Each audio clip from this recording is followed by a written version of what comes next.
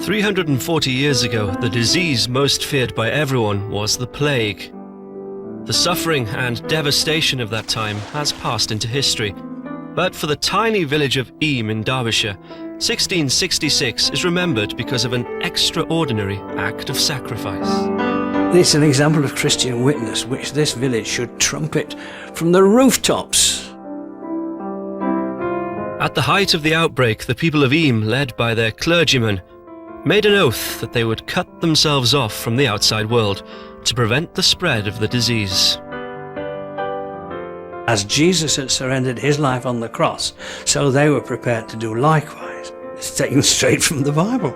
"Greater love hath no man than this, that he lay down his life for another." 40 miles away, the story of Eyam is the subject of a forthcoming musical production by Oldham Theatre Workshop, with a cast of 50 young people aged between 10 and 25.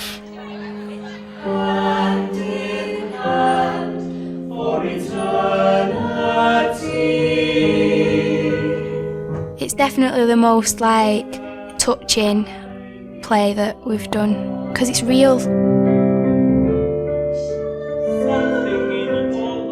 The songs brought a lot of tears. The saddest songs you can ever imagine. Just touches you deeply, it really does.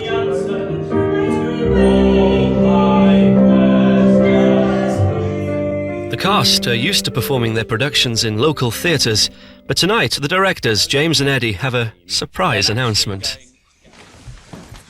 You know that we're performing this piece, but what you don't know is that on March the 4th, we're going to be performing in the church in the centre of Eyam.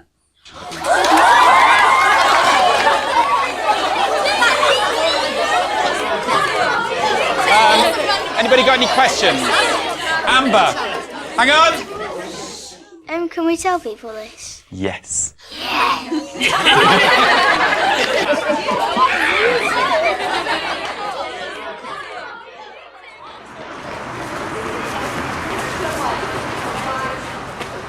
Oldham Theatre Workshop was founded nearly 40 years ago and has seen actors like Anna Friel and Saran Jones pass through its doors. 2, 3 and 4. Each year the workshop stages 2 major productions. I think we'll go up to there. And for the young people who take part, rehearsals demand a lot of their spare time. And 1, 2, 3, 4.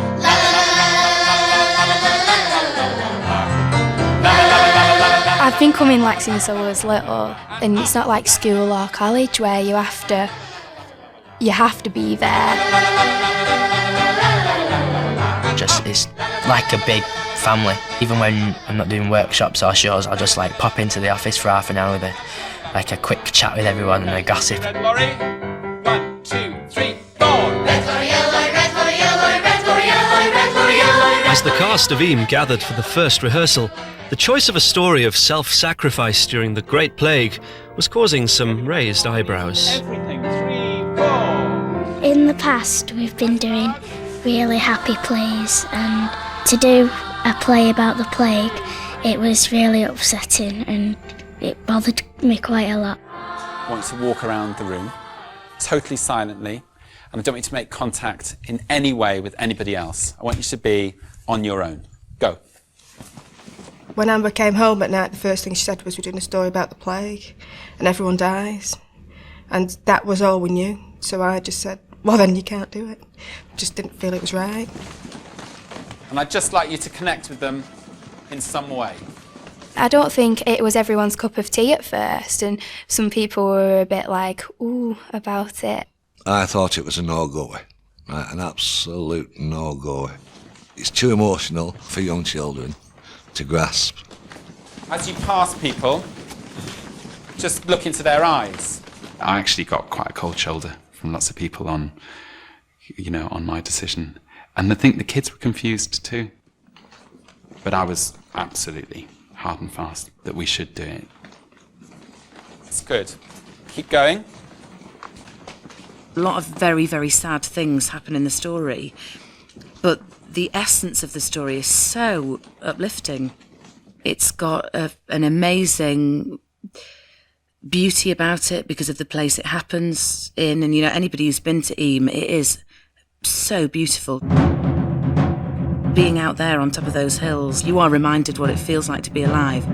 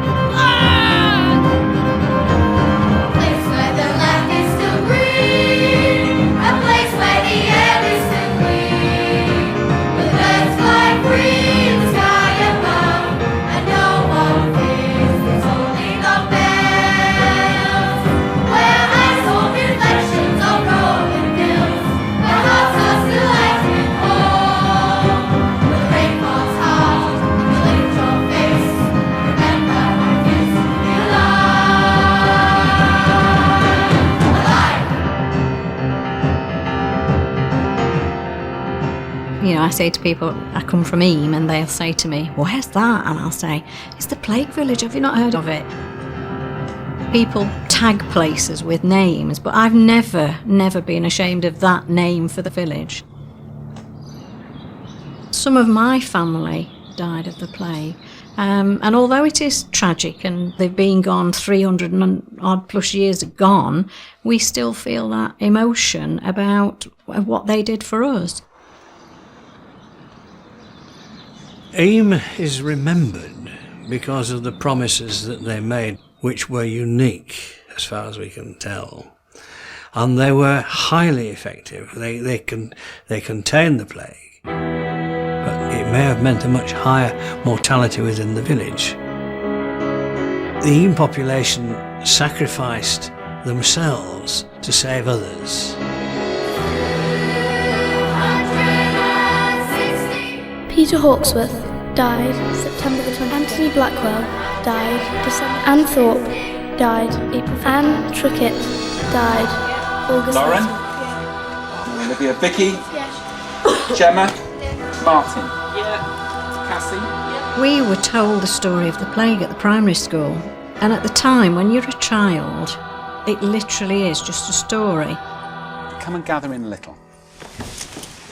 What I wanted to do was I wanted to get the cast to have an emotive response. And I think in order to do that, I needed to be really quite in their face about it. Now I want you to imagine that what I'm telling you right now is absolutely true. Someone in this room has a fatal disease. This disease is contagious. You have a choice. You can leave, and you might not have the disease, or you stay. But one thing's for certain, if you all stay, then it won't spread outside of this room. I honestly thought that they'd laugh, and I was very aware, oh, blimey, they're really going for it. And I really urge you to think about it as a real decision. I felt quite scared. You don't know which one to choose.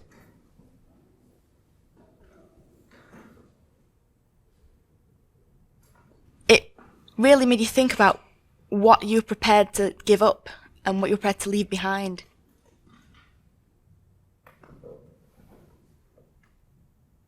I was suddenly aware of how small I am in the big scheme of things.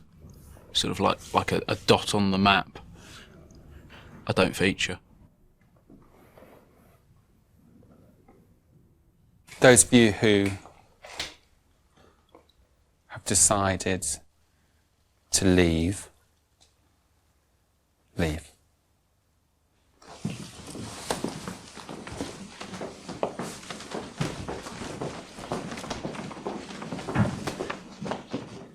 Now life's like all about taking risks and living for the moment and living for yourself. That's the reason why I would leave, because I'm just doing it for myself, and it is a very selfish thing to say and a very selfish thing to do, but that's the way that it is now. There's always that case of, well, if I sit here, do I look good? Will people think I'm a good person if I sit here and say that I'm not going to leave? But nah, I was the first one out of the room. Your first kind of feeling is panic. You want to leave. That's kind of your first decision, but then you have to think about the other implications, and you're frustrated and you're angry about that, but you have to stay. So no matter where you run or where you hide, everyone's going to die one day, and whether I've got the disease and I go out there and give it to somebody else who's, like, it might be somebody's mum or somebody's dad, and then they'll go through what they might not have had to go through. So I stayed. I just wouldn't be able to live with myself thinking, well, there's It became very clear that they'd experienced it fully and emotionally, and that's what we really needed to happen. From that point on, I don't think they'll ever forget the story, ever.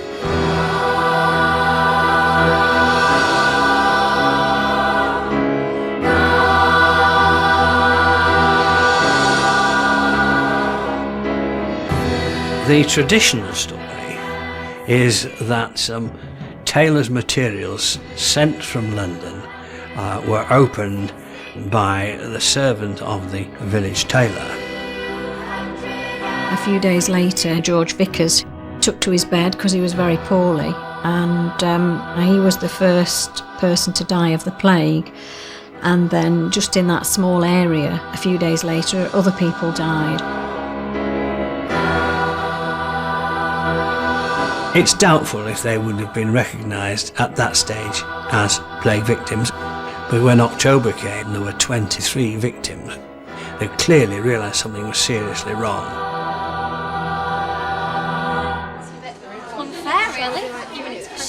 Rehearsals get underway with some early drafts of the script.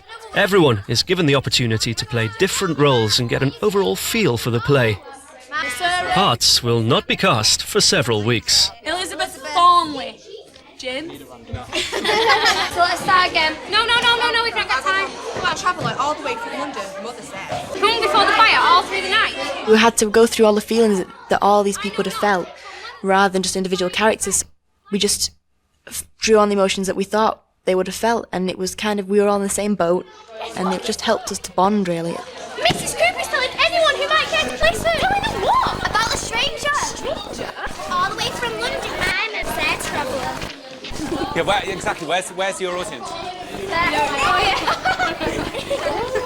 All around us. So where is I didn't ask James any more about the play at all.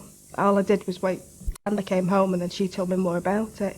And as the production went on and she started to really enjoy what she was doing, then that's when I started to think, well, maybe there's something other than just the death of these people. Just run the first line. Just run the first couple of lines. Mrs. Cooper's telling anyone who might care to listen. Telling them what? About the stranger? Stranger? A traveller all the way from London, my mother said. Instead of doom and gloom, they made it an happy atmosphere in the workshop itself. But there was no, it was like The Stranger. It was like, yeah. But it's probably like a really exciting thing. Mrs. Cooper's telling anyone who might care to listen. Telling them what? About the stranger? Stranger? And then there's going too far. Lovely. They're amazing young people to work with. They're amazing young people to write for. They are a community themselves, so I think, creating another community perhaps wasn't so difficult for them.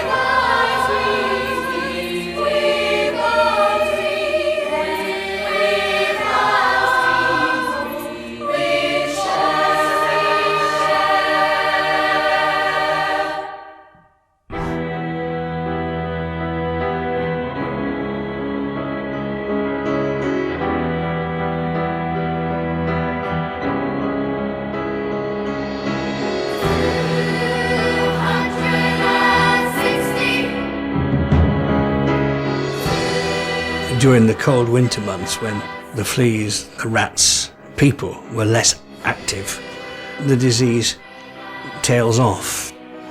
And they probably thought that that would be the end of it.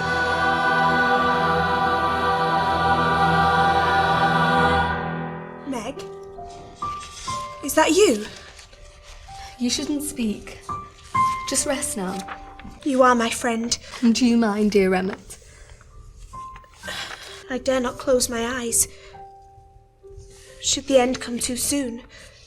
Well, Emmett's is such a tragic story because she just got engaged to Roland from another village and, you know, everything was looking so positive for the future for her. I would have been a good wife to him.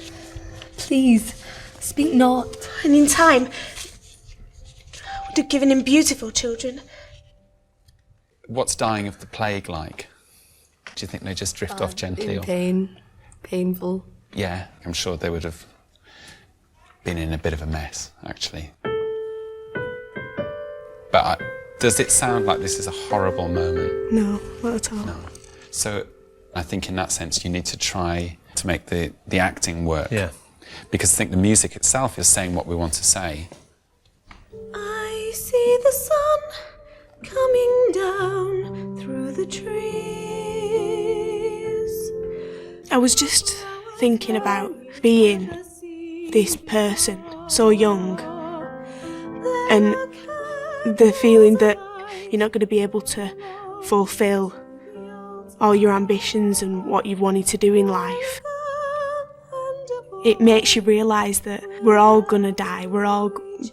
It's the one thing that's definite in life. Share a promise to share the lives. I think quite a lot of people use their own personal experiences, and some of the songs especially set people off and very emotional. I've lost people who are close to me, and I've lost my mum 2 years ago, which was really, really difficult. I was only 15 at the time, and that was really, really hard time. And I did use that experience to bring in the emotion into the play. Is she to heat a pan to warm his bed? I think it's so. While my bed is still cold. Okay, so stop. It's interesting how you played the last line. You were the only one out of everyone who had an actual contact, physical contact with her. Have you done that every time in rehearsal? Yeah. There you go. Well done. It's really good. Losing somebody who's close to you is losing somebody who's close to you, and no matter how you lose them, it's still the same feelings inside, isn't it?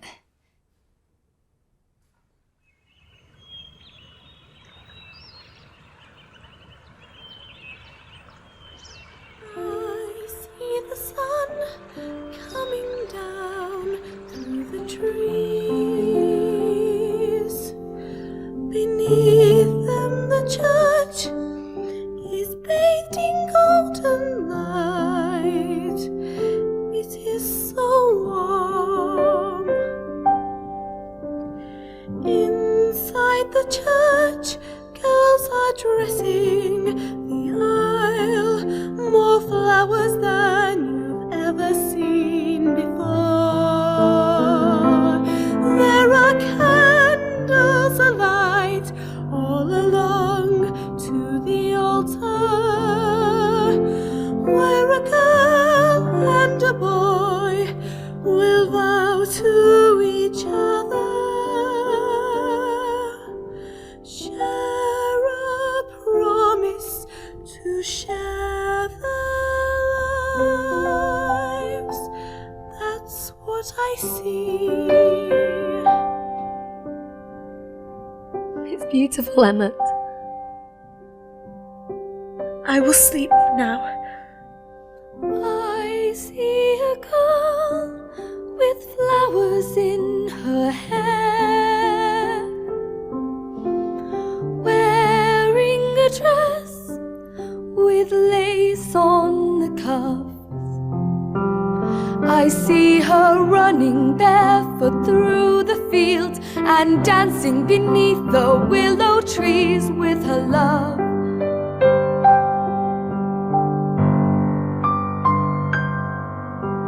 Do you see it, Emmett?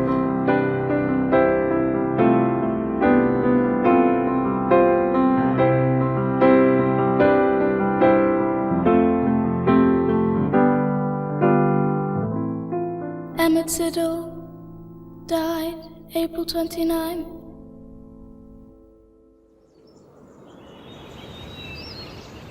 Emmett was the 6th member of her family to die and the 60th victim in the village.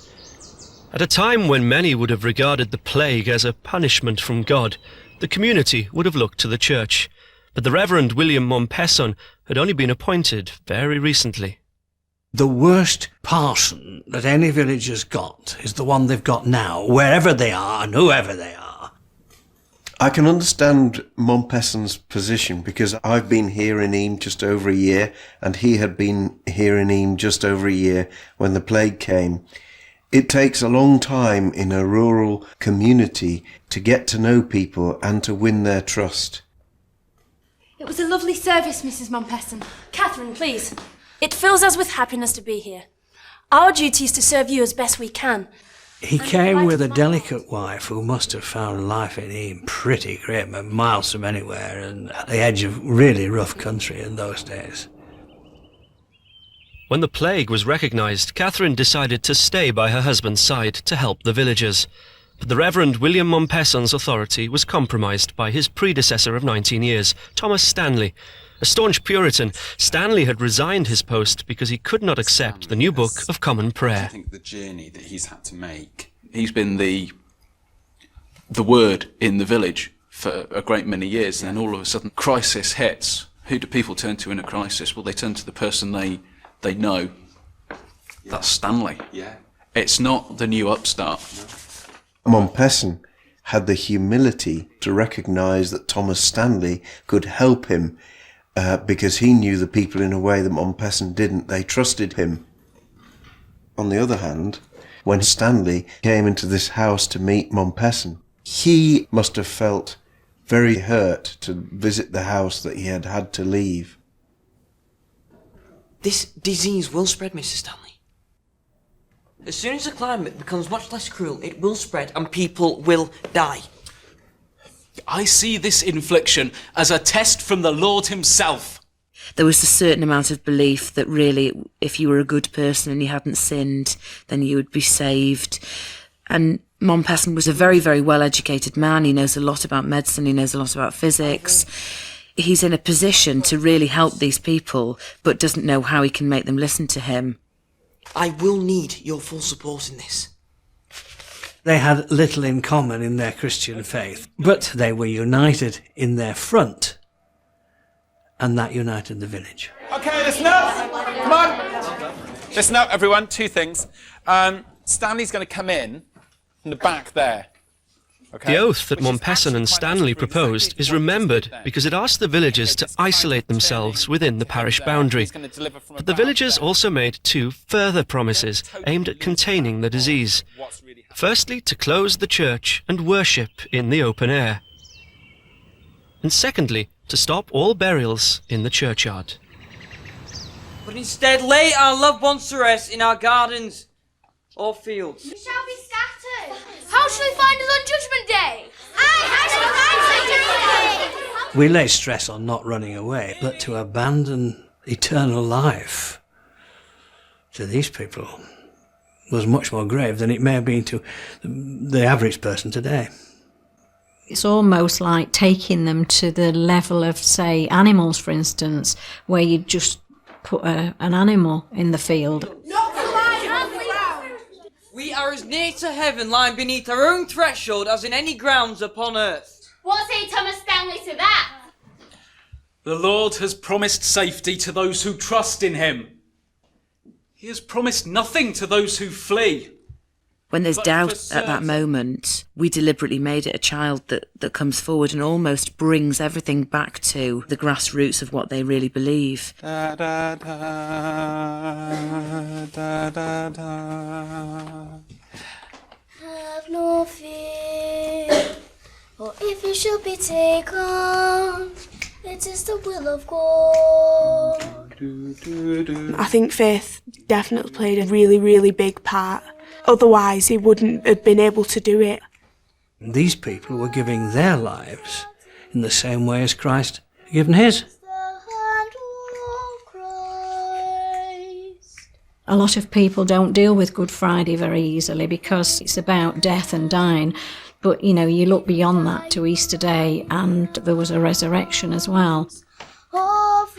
So for them, although it was an enormous task that they took on, they had that reassurance that they knew they were going to meet God when they died. Now and forever. What better way of entering the kingdom of heaven than to follow the teachings of your master and do as he did? They must have felt that they were standing on the threshold of paradise.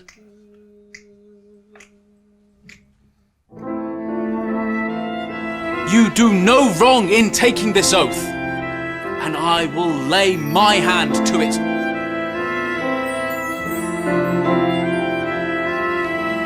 Have no fear, for if it should be taken, it is the will of God. Do not be scared, for if a hand reaches out to you, it is the hand of Christ. Don't be frightened. If you die, you will lie in the arms of the Lord. You have been chosen for some greater purpose. Now and forever you will sit beside him. You have been chosen for some greater purpose. Now and forever you will sit beside him in a glorious light.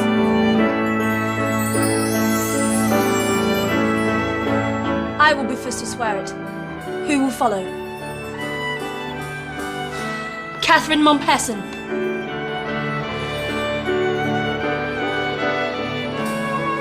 I swear.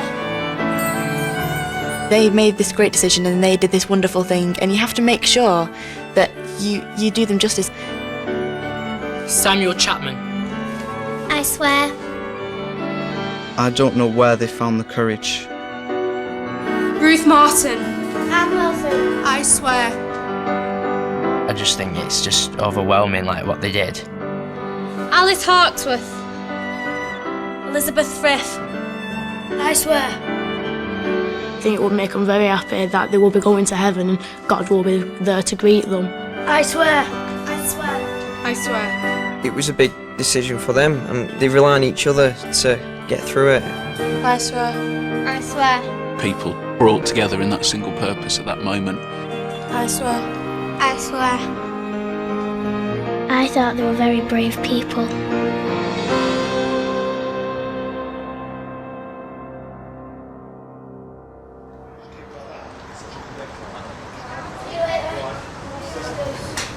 When Amber in the car coming home said to me that she felt very lucky that we didn't have to make the choices that they made. That really opened my eyes, not just to this play, but how I, excuse me, how I treat her as an individual and what she is capable of understanding. I personally believe that religion can be a very negative thing, but it shows you what belief can do. And at the end of the day, it was faith that made them make that decision, and it was faith that held them to it. Cold snow. It's taught me about how much belief in something can change the whole outcome of people's lives. So I suppose it's taught me to stand up for what you believe in, because you could possibly make a difference. When Jesus died on the cross, he made a sacrifice for other people. And when these people sacrificed themselves by keeping themselves in the village, it sort of made me think, am I doing enough? Am I doing something to help other people?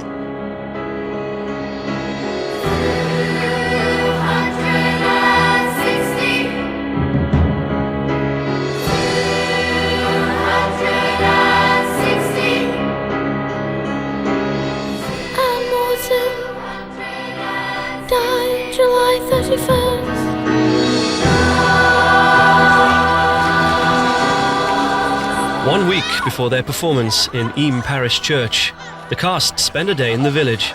It's an opportunity to see locations in the play that, up to now, they have only imagined.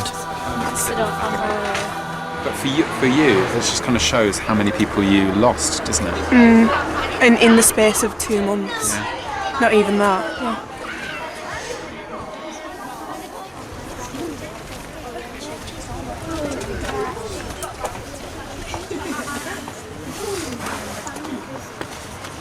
So you're Mr. Montpesson, are you? Indeed. I'm Mr. Montgomery, Montpesson today in the 21st century. Welcome. Thank you. You can go in the pulpit. Oh, nice. I never do, but you're very welcome. It's amazingly atmospheric church. Isn't it? It is, it's fantastic. There's a lovely stained glass of the meeting between Montpesson and Stanley. Where's Dean? Dean? Dean? Dean? Dean? Nobody's going to hear us in this production. Once again, we are reminded of how blessed we are to be here amongst you in this beautiful village. But it also comes as great sadness. For us to stand there, to like the place where they made the oath, acting out what they did, I think that's just going to be an unbelievable experience and just very goose-pimply. Rest, and he'll live on for all eternity in the presence of the Lord. It was just lovely to see them so enthusiastic about what they were going to do. The way in which they are the character. You know, I'm playing such and such a person, I'm playing Montpesson. When you go to Eyam, you can't not be moved by that act of selflessness. You can't. It's just going to ground even more the stuff that they already know and the stuff that they already feel. It was very moving. When they sang, I got my hanky out.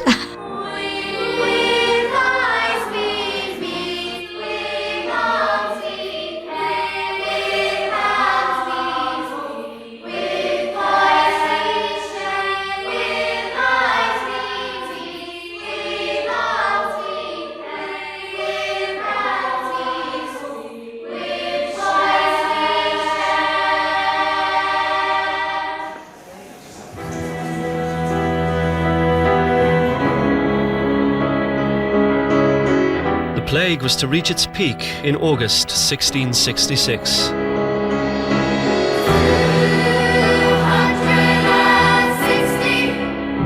With the warm weather, it returned more virulent than ever. 78 people lost their lives in August alone, taking the total to over 200. The emotional and spiritual devastation of such a loss, that's something that in Britain we find it hard to understand. But if we look at some other countries of the world devastated by AIDS, we can see something of what people here 350 years ago went through, losing entire families. The Hancock family, theirs was a tragic case. They lived well clear of the village and really should not have caught the infection. But one by one they are reduced by plague. And Mrs. Hancock buried her husband and 6 children in the space of 8 days. They're all dead, every last one of them. Well, who would know? No one goes up there. Mrs. Hancock was seen from a distance at Stone in Middleton. Mrs. Hancock? Digging the graves, dragging out the bodies from the farm all across the field. She is all alone up there. It's a horrible thing to think about, but if you think about how physically tasking that must be, and then add that to the emotional thing, and those two things, I mean, that's just a horrendous thought. It's practically a whole family, and it just wiped out. Yeah. It's just horrible. When we was talking about the Hancock deaths, I could sort of feel maybe what Mrs. Hancock was feeling.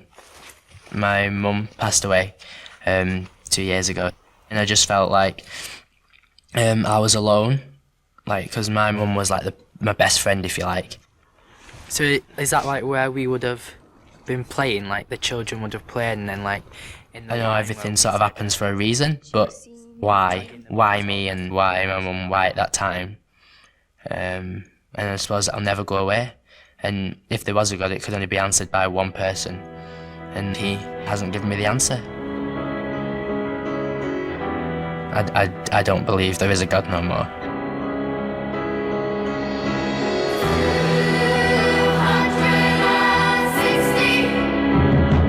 There is only one plague victim lying in the churchyard, and that is the wife of the rector, Catherine Mompesson. Because of who she was, they granted dispensation.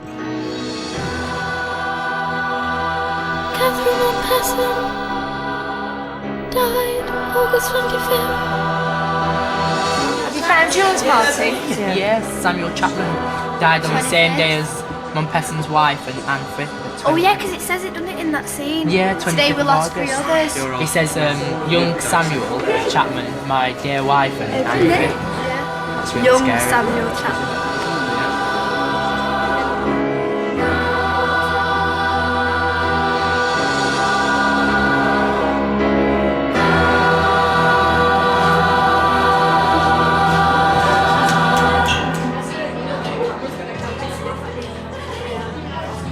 Certainly it would have been a very difficult time for them after they made that oath. They'd have gone through a range of feelings, from great pride in what they were doing to sheer terror, I would imagine.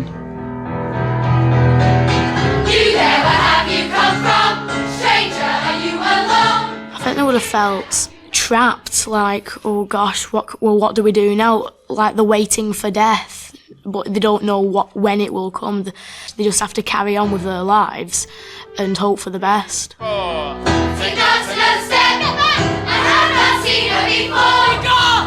We wanted to show what would have happened if somebody had left. And actually that is a real story. This woman who fled and found herself in a neighbouring village. I am not from Eve. Let me pass through on my way. To put this character somewhere else where their fear of this disease is what's driving them, really. And they are brutal to this woman. When they did it the first time, I was really shocked and really surprised at what was going on. You there, where have you come from? Stranger, are you alone? You there, I do not know you. How did you find yourself here? Take not another step back. I have not seen her before. Come no closer. There is no fear in her eyes. She's running away from the madness in me. I mean you no harm. I am not from Eve. Let me pass through on my way. I am a good Christian woman. I am not infected. What is your name? Where do you travel to? What do you want? Where are you from? What is your name? Where do you travel to? What do you want? Where are you from? What is your name? Where do you travel to? What do you want? Where are you from? People are children. You wish to murder us all. You will suffer the flame. You will dance with the devil. I will not. There is no one but yourself to blame. We will pray for your soul. I am sorry I was frightened. People were dying every day. Please have mercy, let me live. Please forgive me. Get out! Go back the way you came. No! Not among us. No! Go back the way you came. With no time. No! Ha! No! Way! Ha! Ha! Way! Ha! No! No! No!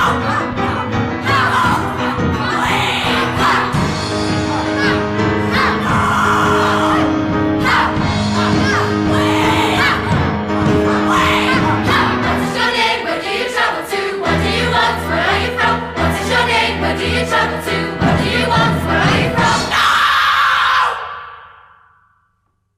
Everybody thinks she's a bad person, but she's just confused and she doesn't really know what to do.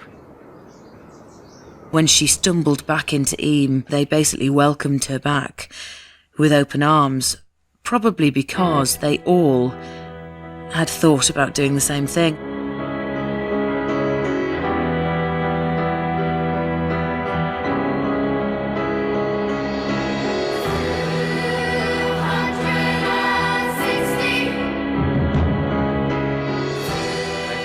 Really sorry, tonight's going to be painful for you, because you're either going to be brilliantly quiet, which is going to be horrible for you, or we're going to have to shout at you all night.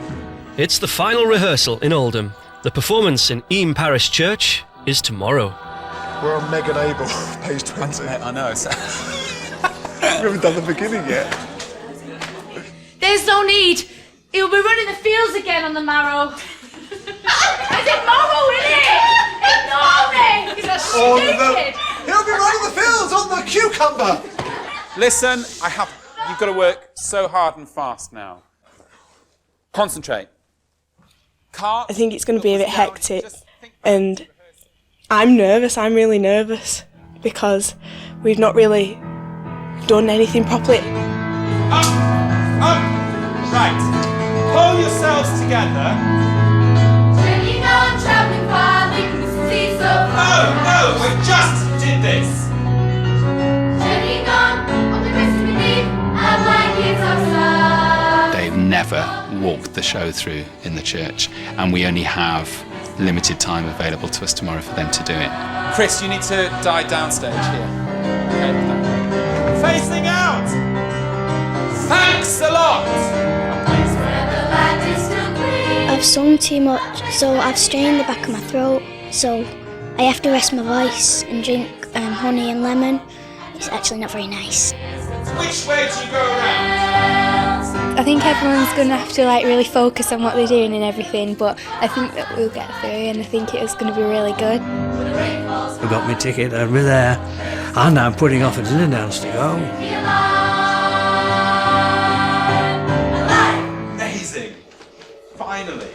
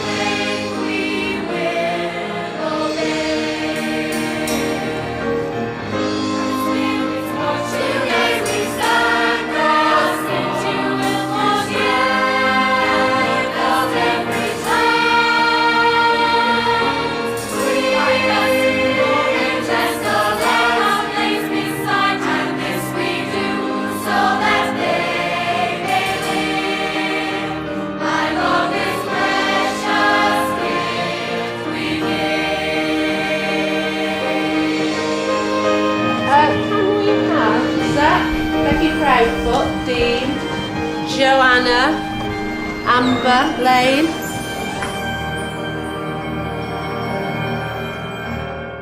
Is that right on you? It's always a bit naked, so I have to put this on. Yeah, It's not very pure. if you want, you know. It's fine because I've got this over it.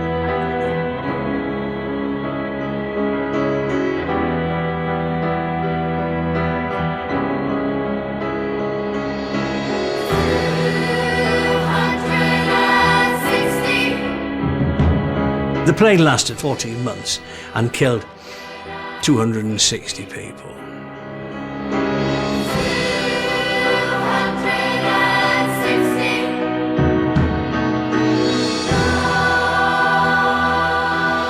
The plan that Montpesson and Stanley introduced to the village was 100% effective. We have no record of anybody dying beyond the village boundary.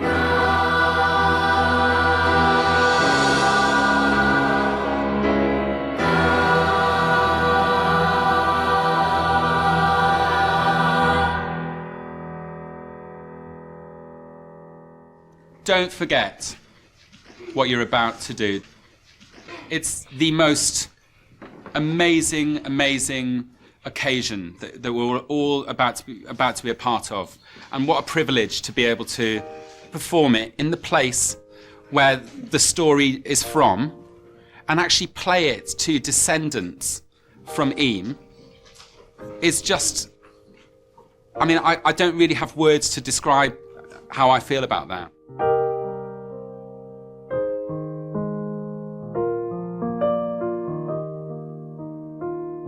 Good luck. Live every single moment of it.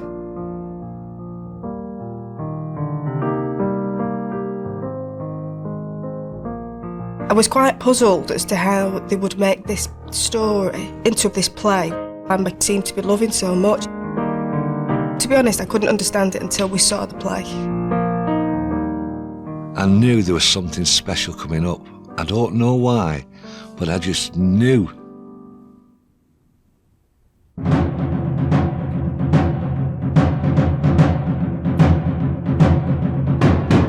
The cloth was damp. Mr. Vickers had it hung before the fire all through the night. But Mother said it's from the finest thread, the likes of which you couldn't get in these parts.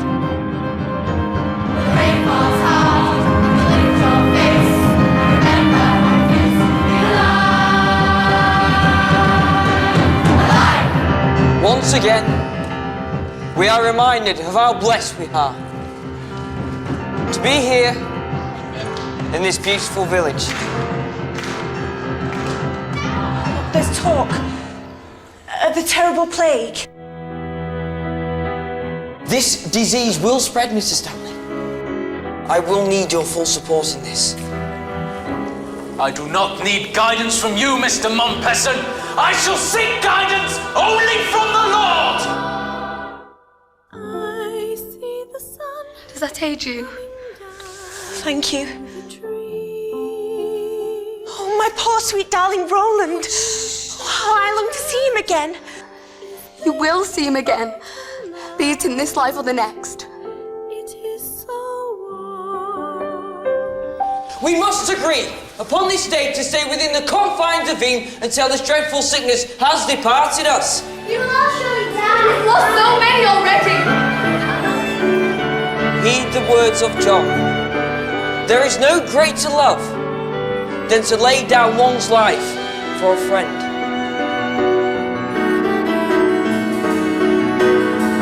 Have you heard? Heard what? The Hancock children. All dead.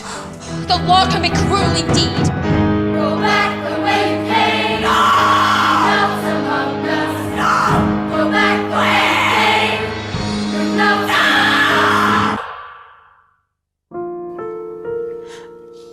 I do not want to die. Somewhere, perhaps beyond Eyam Vale, a mother will kiss her daughter and bid her good night. All because you vowed not to leave this place. They are faceless to you, nameless, but they owe the lives of their children to your courage.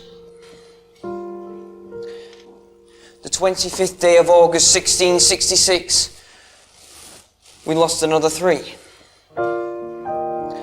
Anne Frith, young Samuel Chapman, and my dearest wife, Catherine.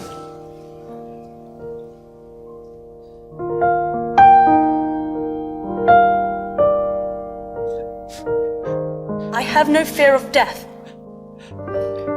for at that moment, when I wake in the arms of the Lord, it will be glorious indeed.